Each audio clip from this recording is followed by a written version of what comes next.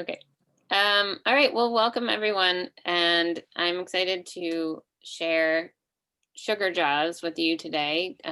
Grace Tessen and Dennis Ritter are with us. And we also have a special guest, Sarah Barnett from ACT Philly. Will be talking to us a little bit about what her organization does at the end of our call. Grace and Dennis, last year when they made ornaments for us, and this year they are going to make holiday ornaments again, and they donate a portion of their proceeds of the sales of those objects to ACT Philly because they have a rescue dog, and we'll talk more about that in a minute. That's what the connection is. So I am gonna welcome Grace and Dennis by introducing you to them, and then we'll get to some images in a moment. Dennis Ritter received his BFA from Temple University's Tyler School of Art and his MFA from the New York State College of Ceramics at Alfred University. A committed educator, Dennis has taught at the Tyler School of Art, Alfred University, and at Louisiana State University. He's also taught extensively in community arts programs in Philadelphia with the Clay Studio. Dennis Ritter is currently in his second year as visiting assistant professor in the art program at Berry College, where he teaches ceramics and sculpture. And I met Dennis when he was in my class for craft history. Right? I still have the book. Still have the book? Yep. Yay. Grace Tessen has a BFA from Tyler School of Art at Temple University and an MFA from Louisiana State University. Most recently, she was the 2019-2020 Artist in Residence at Elon University and has previously taught for Georgia Highlands College. She's worked for the Clay Studio of Philadelphia, the Alfred Ceramic Art Museum, and assisted various artists in their studios. She was a recipient of the 2017 Warren McKenzie Advancement Award for Northern Clay Center, the 2017 Joe Bova Ceramic Art Award, and Michael Dougherty Memorial Fund at LSU, and a Kiln God Award at Watershed Center for Ceramic Art in 2014. She currently resides in Northwest Georgia with her partner, Dennis Ritter, and their two dogs, Sugar Jaws and Etta. So now I'm going to share some images with you guys so that Grace and Dennis can tell us a little bit about, oops, that's not going to help anything, their other bodies of work that they do separately and then together, and we'll talk a little bit about their inspiration and their journeys into art. So Grace, do you want to go first? Yep. Dennis made me go first. So thank you for the introduction. And we're really excited to be showing with you guys, even though the work hasn't shown up yet because it's stuck in the mail. But I really enjoyed my time at the Clay Studio, and it's held very dear in our hearts. My sculptural work is a little different from the Sugar Jaws Pottery work in a lot of ways. And this is a piece that I made while I was in grad school, and I actually made the clay coffin part while I was at Temple University for the summer. They allowed me to come back and make some larger scale work at the studios there. And it's based off a coffin that was made in the mid to late 1800s called a Fisk metallic burial case. They were cast iron coffins that were used to preserve the bodies that they contained so that family members could view the loved one's face upon coming to see the coffin, so they could say sort of their last goodbye and be able to have a visual. And they were remarkably well at preserving bodies because they were these like sealed cast iron coffins. And I would assume that the only very affluent people could afford such a luxury.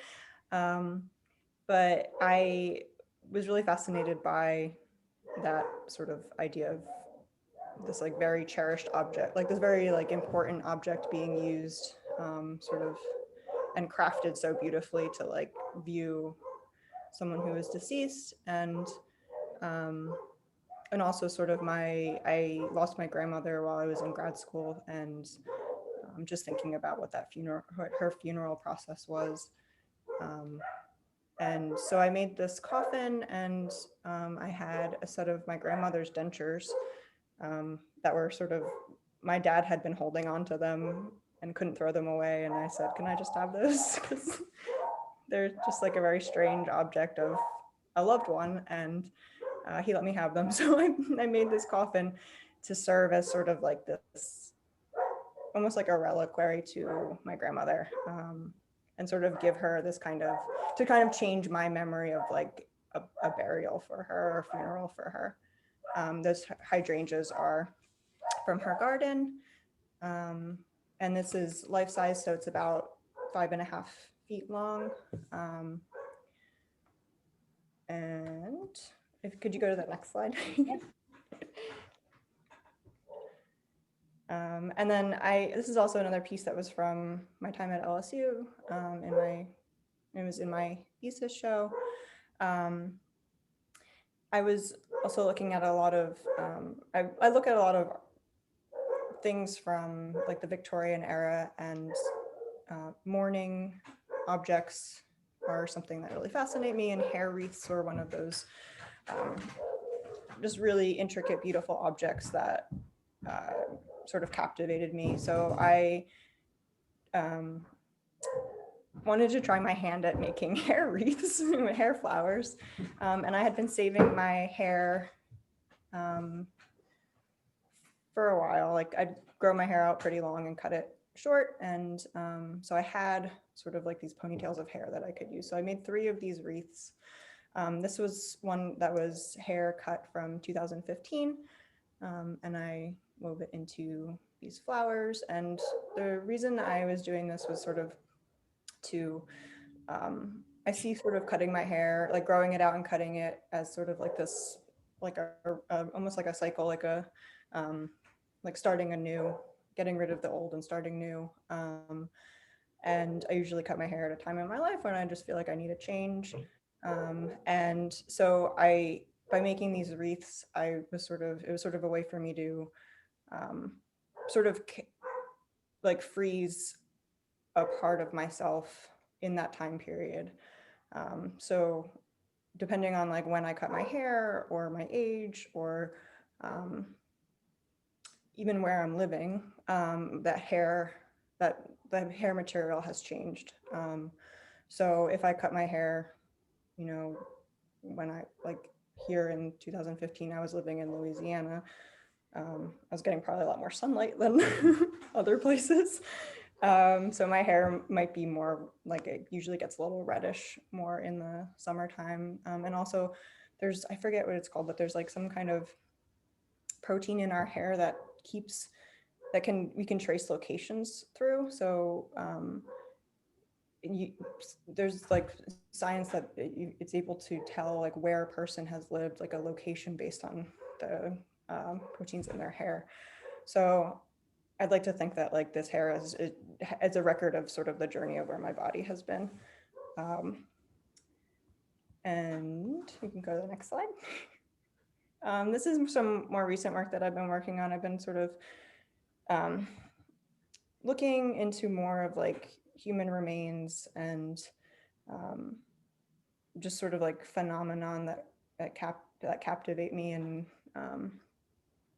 in sort of like forensic anthropology, and just different sort of artifacts that have been found that sort of like speak to this like loving and caring quality that we give to the deceased.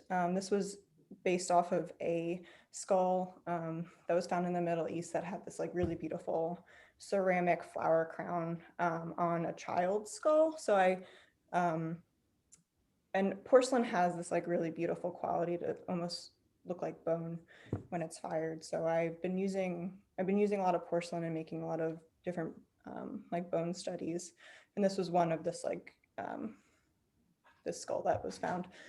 And there's something like super captivating in the thing that is based off of that. It's just that this like, you can tell that it's a child, that the teeth haven't descended out of like the bones of like the cranium or whatever. And so like you can still see baby teeth, and you can see adult teeth coming in behind them. And it's like, so there's like this sort of like fragile moment happening where this child passed when it was sort of in between. And then these flowers are, the ceramic flowers were just like so delicate and so perfect, like around this child's head, that I wanted to try and recreate that in this piece. And then I've also been kind of like experimenting with using local clays and trying to like replicate the earth with the clay. So I was going for walks while I was teaching at Elon and taking a container with me and just scooping up red clay as I walked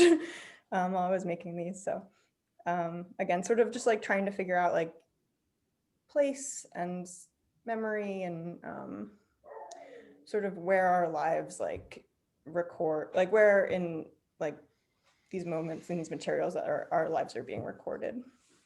Those dog walks. Sorry. Dog walks.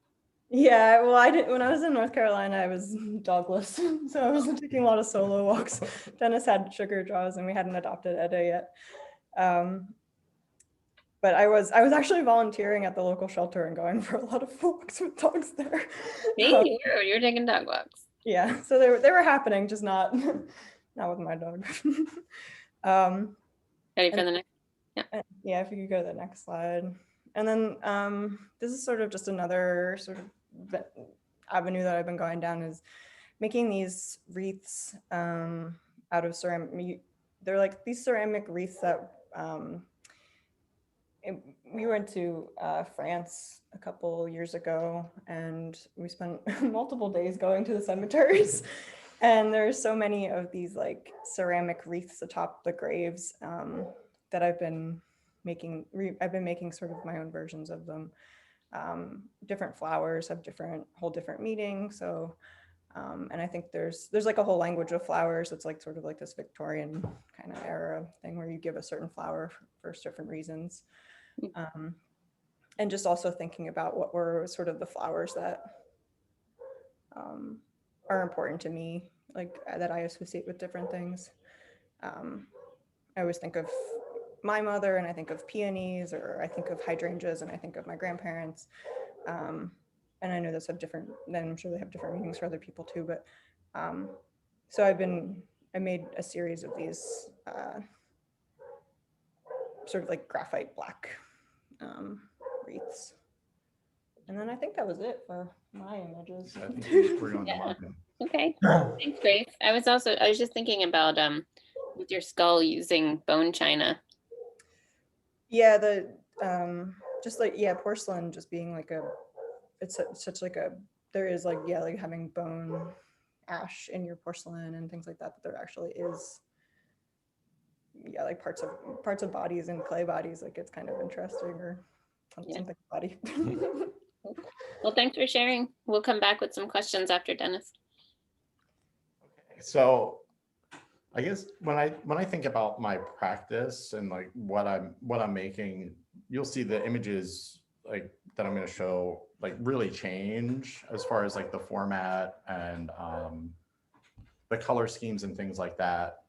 But I think the kind of like core of it is this idea of thinking about how objects affect us as far as our memories and our identities, and how, especially domestic objects, there's these common things that we interact with all the time that we take for granted, but those are really these markers that form how we recognize and move through the world, but they also form our emotions and trigger how we relate to different places and different people. So I grew up like we went to yard sales and flea markets. That was our weekend activity. That was fun. That's what my dad would do. He would pack us in the car and we would go to these things and just look at this junk and these cast off items. So I've always been really fascinated with objects in that way, and the relationship of objects to people and objects to the past. So when I went to grad school, I had made this really kind of epic body of work at Tyler, these giant 8-foot walls of like material and these things that related to Philadelphia in a way, but they didn't really relate to me in a personal way. So I got to grad school and I didn't know what to do. So I started doing a little bit of everything, playing with materials, starting to play with representational objects. And then the summer in between my first and second year, I started really looking at still life and kind of how still life painting worked and how different artists would take objects and appropriate objects from different time periods or appropriate objects just based on aesthetics to create still life paintings. So I started working with this idea of just making lists of objects to work from. And in the process of making those lists, I found this other book, this really crazy book called An Annotated Topography of Chance, which is based on, it's by an artist named Daniel Spiori. And the whole book is based on a photograph of a table in his apartment in Paris on a specific day. And it's just this list of objects with these little illustrations of the objects and then descriptions that are written at first by him, but then by other people. And then it's been translated like 4 or 5 times. And in the translation process, the meaning of the objects changes for each person that translates it because of the language, the change in language. So what I saw in that book was this freedom just to play. So I would just make these lists of objects that related to initially my experiences or the place that I was living. So the bigger part of this exhibit, there are things that are like replicas from our house in Alfred. Like I built the fireplace. But when I got into the gallery to assemble it, I just picked and chose objects based on what the relationships to the space were and to each other and the colors. So they kind of create these informal narratives that really, the title says one thing, but it's not necessarily referencing anything in particular. So this was part of a really large show. This is 48 by 48 by 72. So everything's life scale or just slightly diminished from the shrinkage in the kiln, which I really like that idea of that uncanniness of things being slightly smaller than they're supposed to be when you experience it in person. You can go to the next slide. So from grad school, I moved to Baton Rouge with Grace to start her schooling at Louisiana or LSU.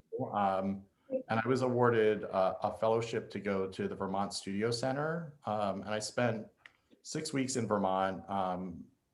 I shipped myself about 1,000 pounds of clay. And I went there with my clay and I didn't really have a plan. I hadn't made work like regularly since grad school. I kind of gave myself some time to like take some headspace away from being in the studio. And I was also teaching full-time at the community college in Baton Rouge and working in a clay factory. So I arrived in Vermont without a plan. Time off. What's that? Time off. Yeah. I arrived in Vermont without a plan, but with a lot of clay. And the first thing I did was I just made a list and I started rolling out slabs. I typically build everything with slabs, but I just started making the things on the list. And over the course of that 6 weeks, the list continually evolved and I kept adding objects and adding objects. I wasn't able to glaze anything there. So I just bisque fired everything with the intent of bringing it home and doing something else. And I was interacting with all the artists there. There's between 25 and 30 visual artists there at a time, plus a whole bunch of writers and then the staff. And I had just kind of set everything up for like a studio visit and people were like, this is really amazing the way it is. So I decided to paint the whole, like a big part of my studio there orange and install it. And I took some like quick photos and then I packed it all up and brought it home and thought about it a lot. And I realized that there was something really interesting about, rather than showing the objects in person, setting up these rooms and using the objects as kind of as a vocabulary to create narratives or images. So in this, just like that other piece, they don't necessarily relate to specific memories or specific narratives, but I think that by assembling the objects in these different ways, they create their own kind of life and their own kind of spaces. And I also like the idea of the photograph being once removed again from the reality of it. So the objects are once removed from like a real life object by making them, and then the photo removes it again. So they start to distance themselves and start to go into this realm of nostalgia, which was something that I was really interested in grad school as well. So the photo on the left was from a show at University of Alabama. There were 5 large scale photos like this. And then the one on the right, the black photo, was from when I was in the artist in residence and visiting assistant professor at Tyler for a year. The black photo was shot in a totally black studio. I painted my entire studio black and installed this, and I shot images with just a crack of light coming through the door, these super long exposures. And it was really, for me, it brought back these memories of like being a teenager and angst and all these different things. And that's where the kind of title came from for that. So both of these are part of this larger body of work that I've kind of committed to working on for, I think it'll be about 10 years that it'll take me to kind of work through it. So all the objects are just packed away. I'm getting ready to start another series with these that was supposed to be at NCCA last year. So there's another series of images coming with more objects that kind of change the narrative, change the story. Yeah. So we can go to the next image. So after that Tyler show and then NCCA that year, I moved back to Baton Rouge with Grace and really kind of started focusing on the pottery business that we'll talk about. And then following LSU, we moved to Rome, Georgia, which is all the way up in the northwestern corner of Georgia, for me to teach at Berry College, which is a small liberal arts school. We have about 1,600 students. And we continued working on pots. I was making still life sculptures, but I had a solo show in the gallery at the school last fall. And one of the things that I wanted to do was kind of branch out from just the still life and think about this other body of work and bring color back in. So I started thinking about the tangent that comes off of this idea of the still life, of collecting. And I was reading Fewer Better Things by Glenn Adamson and really thinking about the power of objects in our lives. And I was just making things. I've always been fascinated by figurines. There was something that my mom collects, my grandmother collected them. And going to thrift stores is this thing that's always cast off.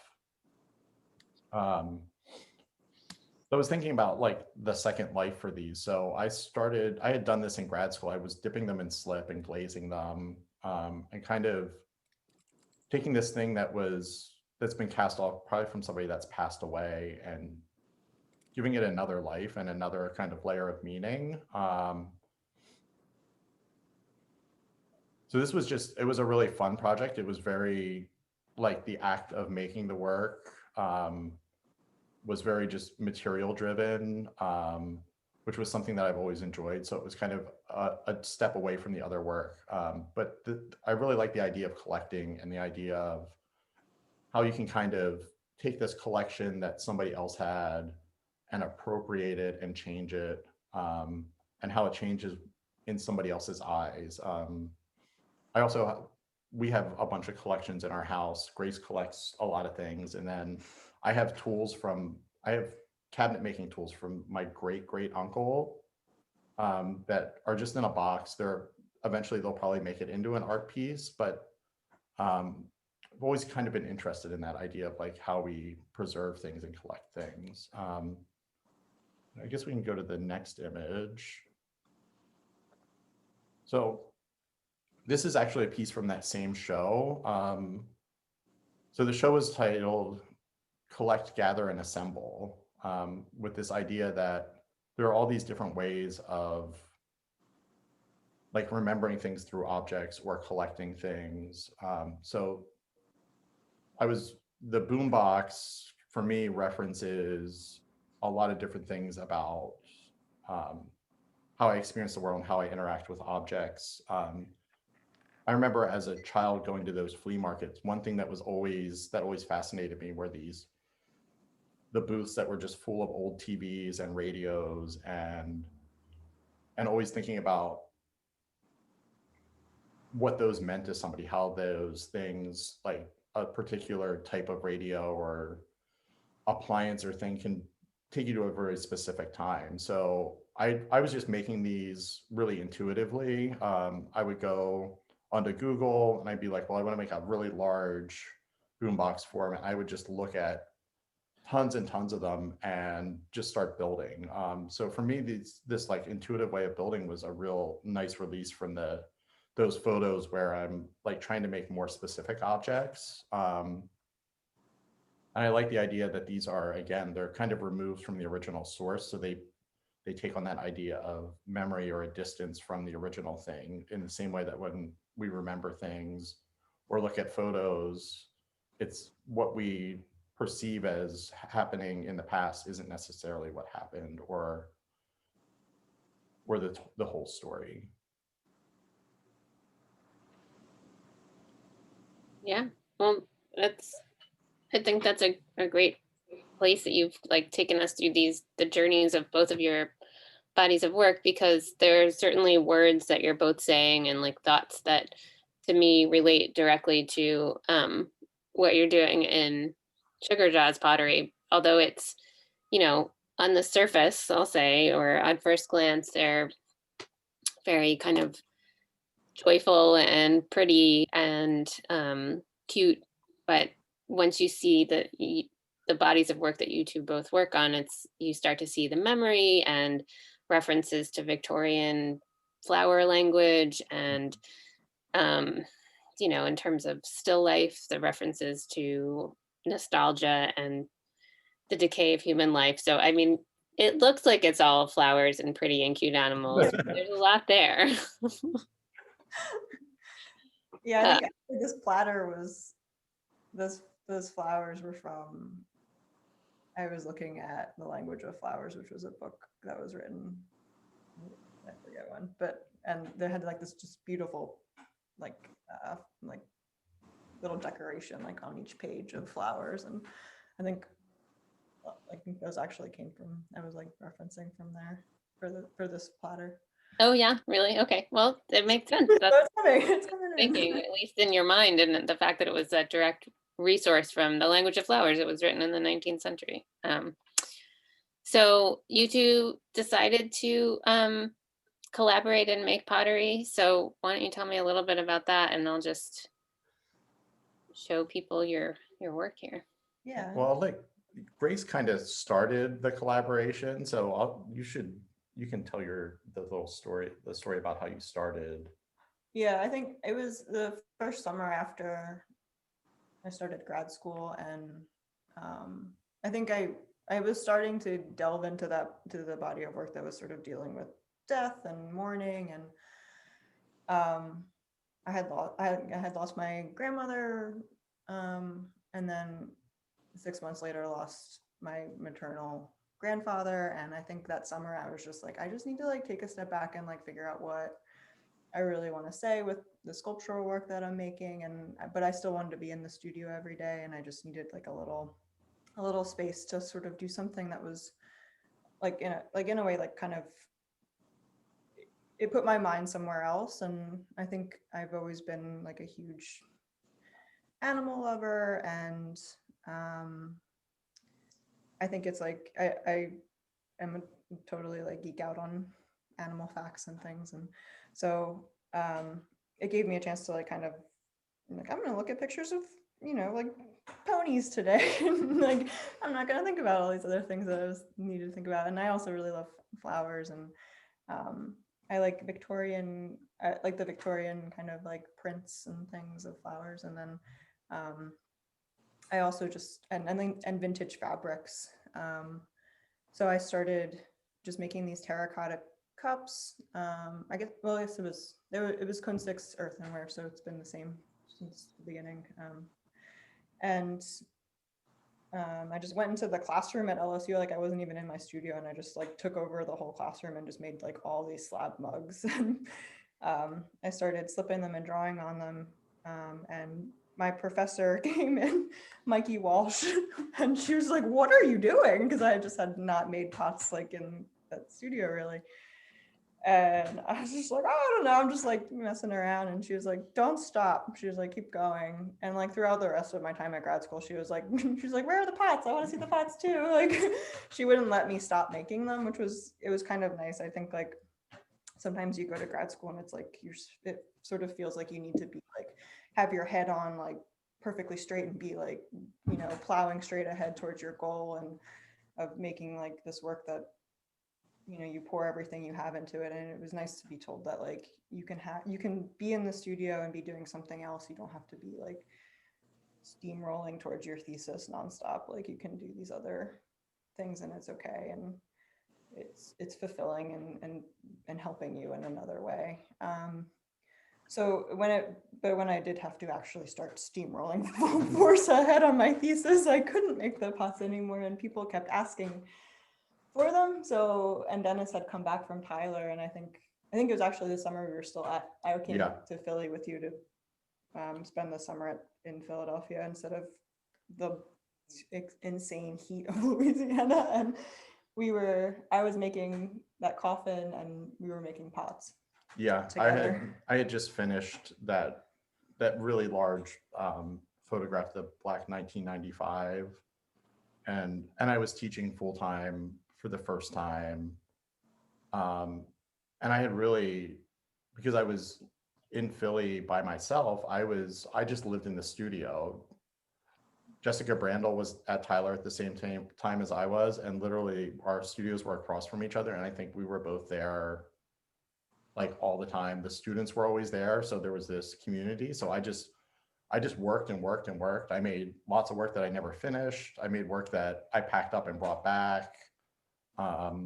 That's just bisque, that just is just hanging out. But that the effort to make that one image was so great that by the time it was finished and the show went up, I didn't want to work on those objects anymore. And I knew that Grace was going to be in the studio every day because she was working on stuff for her thesis. And so I was like, I'll build the pots. Like, just show me how you want to build the mugs. And for me, that just opened up this, it was just this like, well, okay, I can build, like, I love building with slabs. So what other things can I build? What can I build with these scraps that she can draw on? And then we started thinking about using different types of molds, hump molds and drop molds. So it really became this place for me to have a lot of fun, and build things and build just shapes, which is something that I don't know if I ever let myself really do that. I've always been like, you have to build this thing. You're building a thing. You're doing this thing. There's always like a kind of plan. And with the pots, there's a plan, but there's also this room for play. And I get to still be really particular about how things go together, and I get to measure things, which I really love measuring things when I build things. This my carpentry wood background, I guess. So yeah, I think from there we had some opportunities. We had an opportunity to show with Signature Gallery in Atlanta for a big show. And then things kind of just have spiraled to the point where sometimes I feel like we're making pots more than other work, which I think is fine. And then we've started making tableware for a local restaurant, which is like the next kind of venture. So I think it's really interesting, like collaborating and thinking about like how all these things grow out of each other, with the potential that, we talked about maybe like how does the pottery support the sculpture and allow us to do these other things, and to always be in the studio. I think it's just like, it's kind of awesome to have like a project all the time, and maybe not a project that is like has the conceptual weight of some of the work that both of us do in our sculptural practices. I feel like I found that many artists, and my experience in the last 5 years is with ceramic artists who have the special privilege to be able to make functional work and then also have a sculptural practice. And I've heard, and it seems to be true, that there is a problem solving required in one that is so different from the problem solving in the other. Like you're saying, one is so conceptual and one is physically, like, how do I make this object so people can use it well and love it? That the idea that you're turning your brain on and off to these different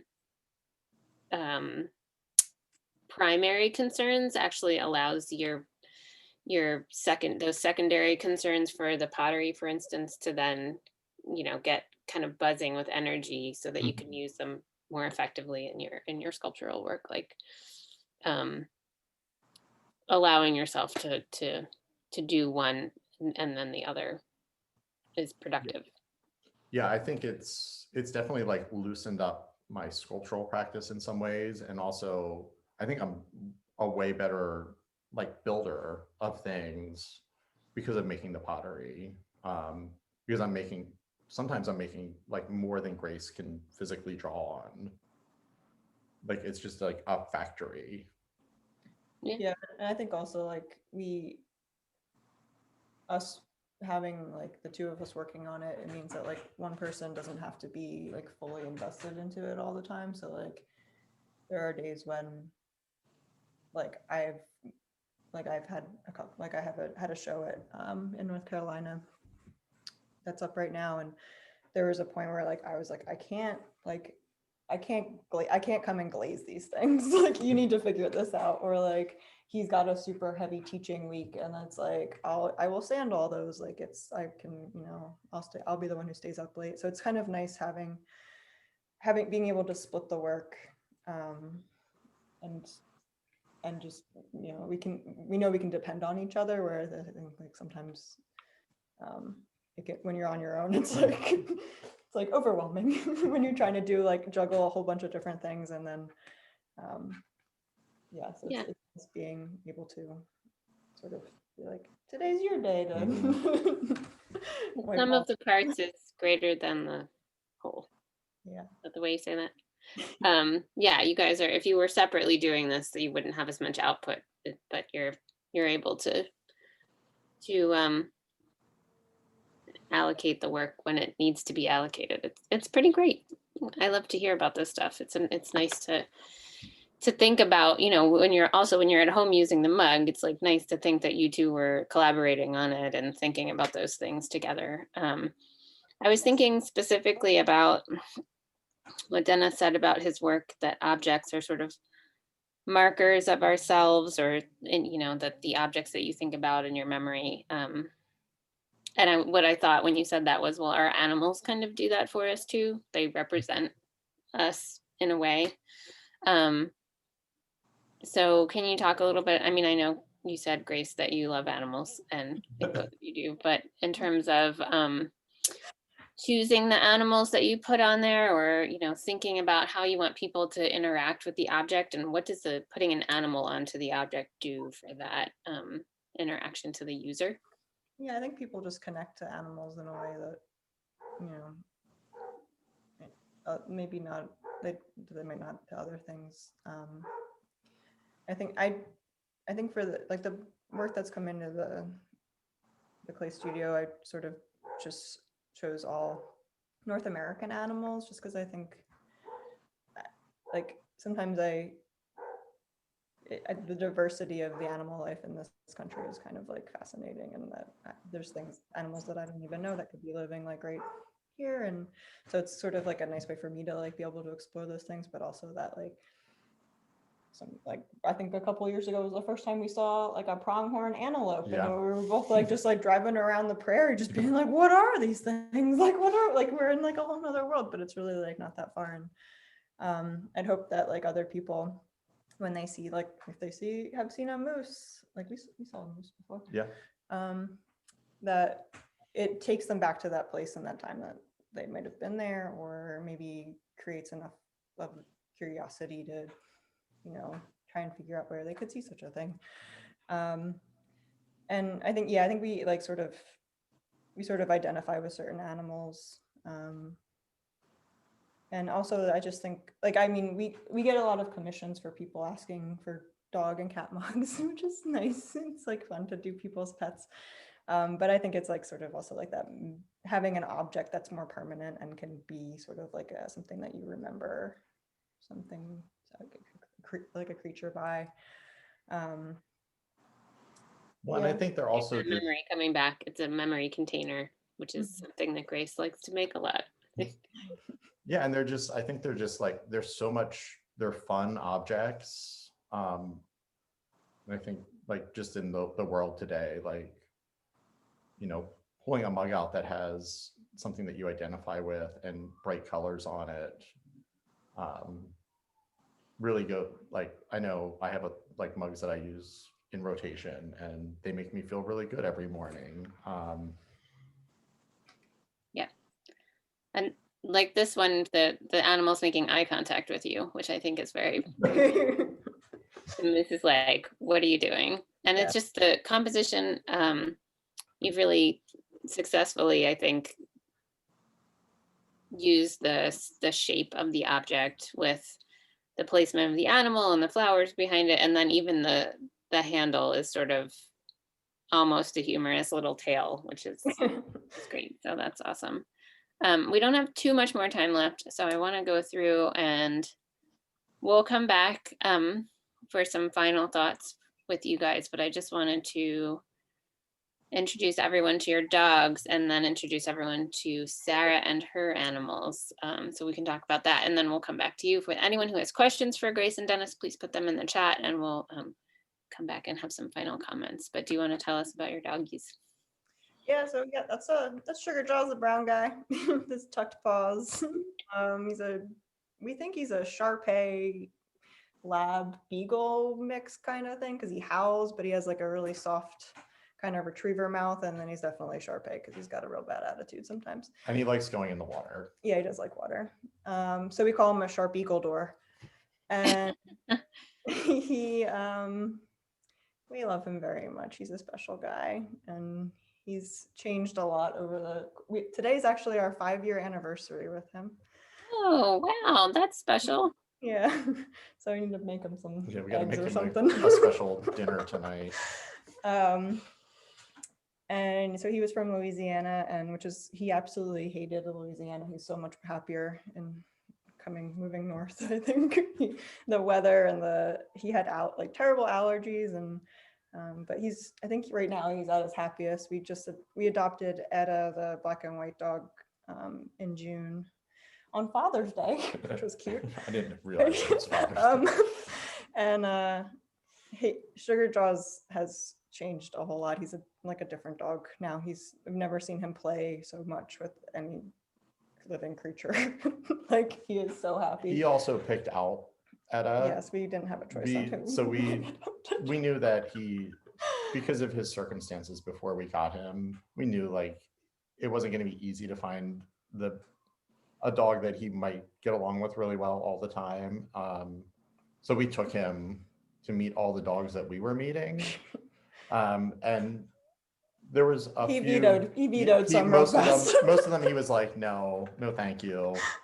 And when we went to see Etta, they just kind of sniffed each other and like hung out and barked at other dogs, and we were like, I think he wants this dog. So we bought her, we did the paperwork and we brought her home, and they're best nuts. friends. They're crazy. They're like wild beasts together. It's awesome, but also our house is constantly destroyed. But Etta's like a terrier mix. There's a lot of those around here in Georgia, and she's often the fastest dog at the dog park, and she's always dirty. That's funny.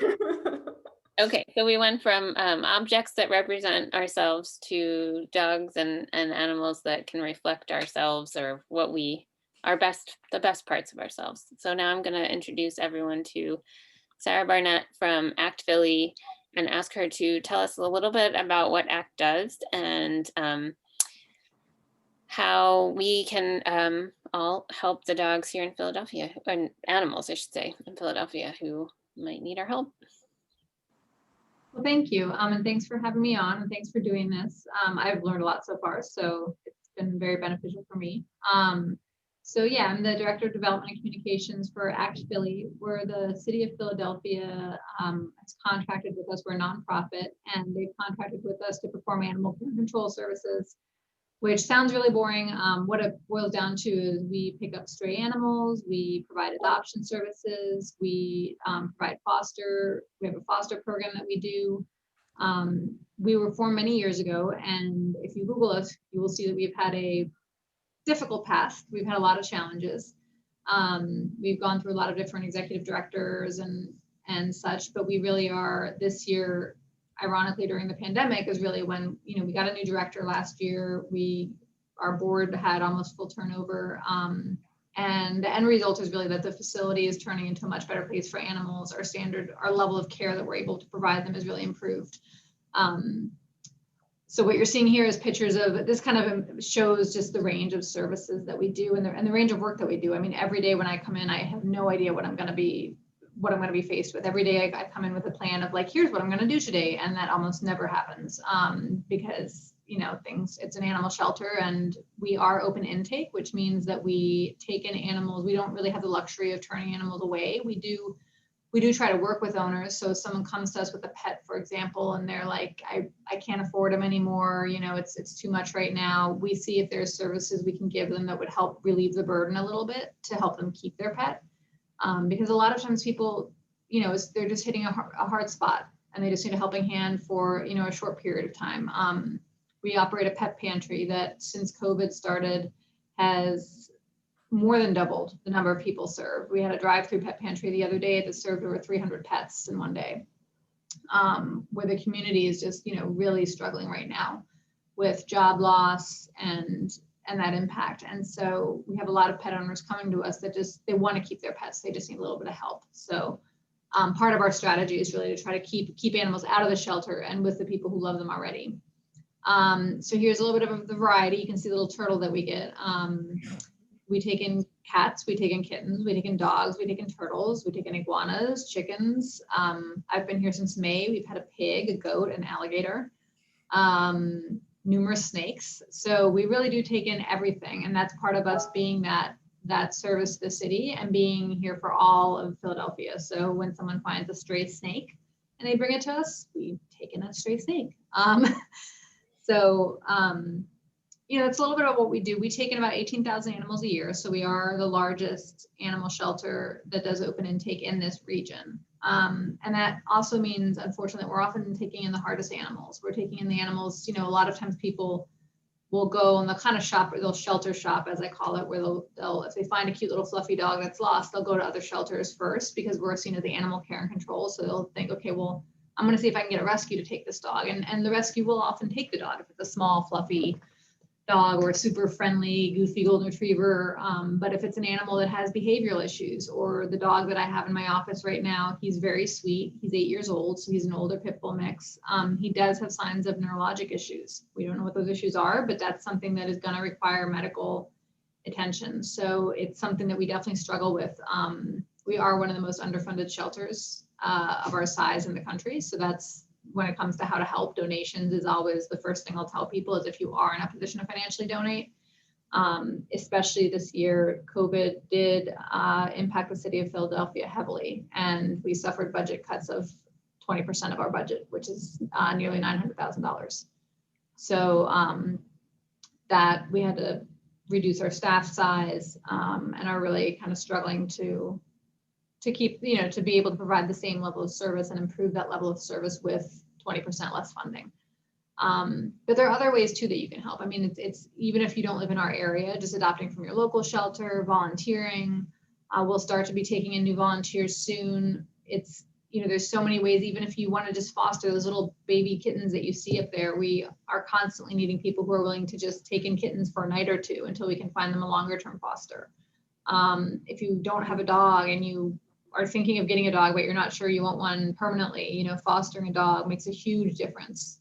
The dogs just are, it's so different seeing them. You know, the dog that I have, even in my office, when he was in the kennel, he was shut down. You would walk by, he would just lie on his bed. He wouldn't get up for treats. Now he's running around, not very gracefully because of the neurological issues, but he's running around in my office, you know, chasing a tennis ball. He was snuggling with So you. having foster. He was snuggling with you before. That was nice. Yes. Yeah, he's very snuggly. He's asleep right now, but he, you know, earlier also was playing with the tennis ball, which we hadn't seen him do in the time that he'd been here. So we really do, you know, when people say, how can I help? I'm like, how do you want to help? Because we can pretty much use it, you know, obviously financial is number one, but second to financial, it's, you know, if you want to come in and you want to help us paint a room, we'll take that help. Well, you know, we really can use all the help we can get. Where it's a little bit limited when it comes to volunteers, when it comes to interacting with the animals, simply because of COVID. We do have to limit the number of people in our building. But we, you know, are happy to give tours to people. We're happy to, you know, if you have a day where you and some friends want to do a project, we can probably come up with a project for you that we need done around here, because we did recently the city did grant us additional space in the building. So we now have the full building, which is amazing. But we don't really have the funding to do much with the space. So we're kind of trying to, you know, we've got staff painting rooms and that sort of thing. So it's really a question of how do you want to help? And generally we can work with that. And that's where, you know, if you are all artists, for example, and you want to do a donation drive where a percentage of your proceeds goes to us as an organization, we're happy to spotlight that. You know, if you on our social media channels and encourage people, because it's, you know, you're getting into the holidays, people want to buy gifts. Why not help animals while you're buying gifts? Things like that. So we're always open to new partnerships and just seeing basically how the question is more for you all of how do you want to help, and we can probably make it work. Yeah, well, that sounds good. The Clay Studio as a nonprofit to you guys as a nonprofit, we I think often it's those of us who are in that sector who are doing the most work to kind of help each other, and high tide rises all boats. So we're really grateful to Grace and Dennis for wanting to make a donation. So that's great. And I'm certainly going to be, in addition to the donations I make to the Clay Studio, which everyone is also welcome to do, I will definitely be making a donation to ACT. And I've never understood, if you take a dog home for a day, like, is it really good for the dog? Even if is it just because it's like one day out of the cage and they're, you know, having. It makes a huge difference. Yeah, they've actually done studies. At first, everybody kind of had that reaction where we were like, is that really good? Because they're kind of going and experiencing a home and then coming back. Yeah. Okay.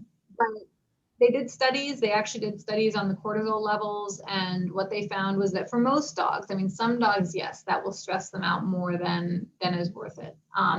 But it helps in several ways. What it does is it does reduce the stress of the animal. So studies have shown that the cortisol levels don't go as high when they come back to the shelter, generally speaking. The other thing that it really helps with is that it tells us more about the animal, especially for us at ACT. We get in these animals as strays, and, you know, they may know sit, they may know paw. So we're thinking, okay, you've clearly been in a home before, but we can't say if they're house trained. We don't know if they ride well in the car. And when you're looking to adopt an animal, you know, the more that the shelter can share with you about the animal, the more likely you are to be interested in that animal. If we say, here's a dog, we don't really know the background, he's about 90 pounds, that's, you know, that's a little bit different. So it helps. Yeah, it helps a lot in us being able to promote the animal. Even just taking photos of the animal in a home environment shows that, like, hey, they ride well in the car. They're not going to destroy your car, because it's just an unknown for so many people. So even taking a dog home for a night or a couple nights, you know, really does help us. And it also helps us because you're then sharing that on your social media and promoting it to your, you know, to audiences that may not know that we even exist as an adoption option. Yeah. Okay. Well, that's great. I'm so happy that you joined us today, and we're going to certainly keep sharing and letting people know about the great work that you all do. So important. Awesome. Thank you so much. And we do have, you know, if anybody's interested, just from business perspective of sponsoring things and getting your own business's name out there, we do have opportunities for that we'll be working on. You know, especially if your audience is Philadelphia, we do get in a lot of, you know, we get a lot of foot traffic, although we're trying to limit it with COVID, but, you know, we're always looking for partnerships, so. Great. Okay. Well, we'll keep talking. All right. Okay, Sarah. Thank you so much for having me. Thanks for doing this. Yeah, thank you. Awesome. Okay, we're gonna just go back and have some final thoughts from Grace and Dennis. I'm just gonna check to see if we have any questions in the chat. Nope, mostly just people talking about how cute the dogs are. Excellent. We So can I didn't deliver all of them to you. say that again. We can deliver all of them to you. Oh, is that free delivery? No, just kidding. Depends on the dog. Okay. Excellent. So we have this image. We didn't really talk about these guys. Do you want to talk? I feel like it's a little bit more of Dennis's exploration of form maybe happening. I don't know, or maybe more Yeah. collaboration. So we were thinking about the show and like how we've kind of just been doing the same type of forms with the white slip and the surface decoration, and thinking about like other objects that would interact with them. Also like how we install a show. Like I Yeah. think we haven't, the previous shows that we've done have all been tableware shows, whereas we hadn't been sort of presented with the problem of the gallery space And like a wall. and walls Yeah. and pedestals, and like us being like, well, how do we want this work to be seen, and how do we want it to, like, how that space to flow with the work. So I think you kind of came up with these. Yeah, it was just an idea that I had. We were making some cups that had these rounded bottoms. So I have all these little foam drop molds from making those cups. I was like, well, what if I make the flowers that are on the pots or something like that? And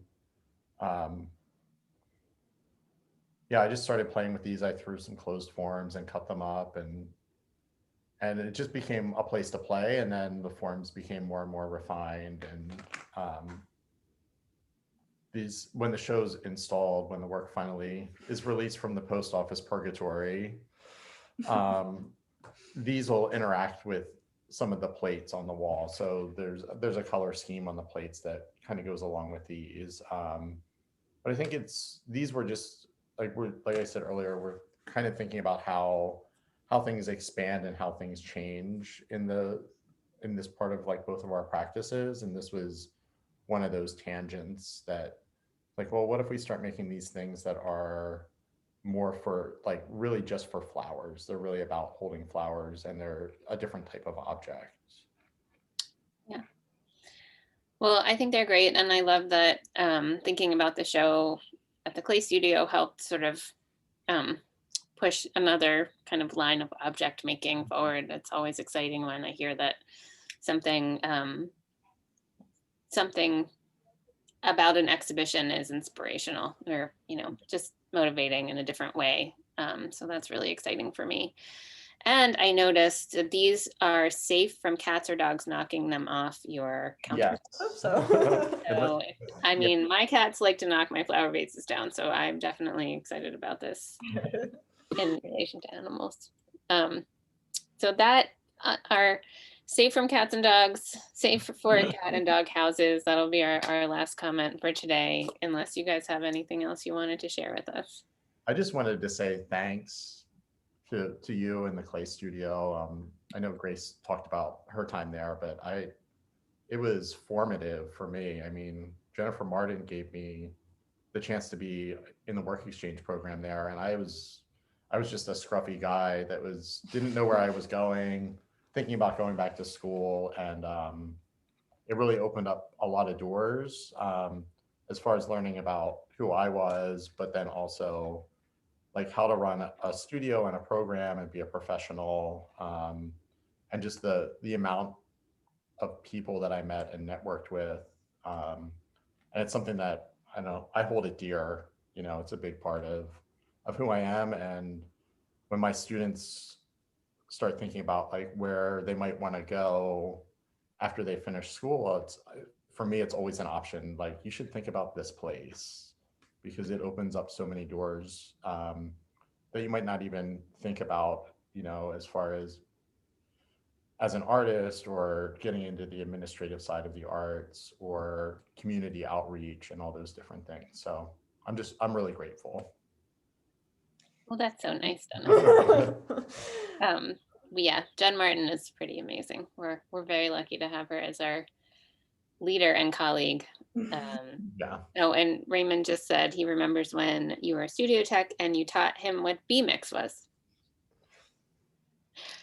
which is cool because he knows a lot about clay. So Yeah. that's fun to get to teach somebody. B-mix cool stuff. Well, we're grateful to you guys for your positivity and your great work and your popping in real continued quick. partnership. Oh, we get to see the doggy. Yay. There's Sugar. Hi, Sugar Jaws. There's that, Oh, so cute. for me. That's great. All right, guys. Thanks so much for spending your time Thank with you. us today. And we're excited to get those pots and get them up on the walls. And Yeah, I we'll hope get they the come soon. yeah, me too. They'll be here soon. Okay. Have a great day, everybody. Oh, Bye. Thank you. Bye. Bye.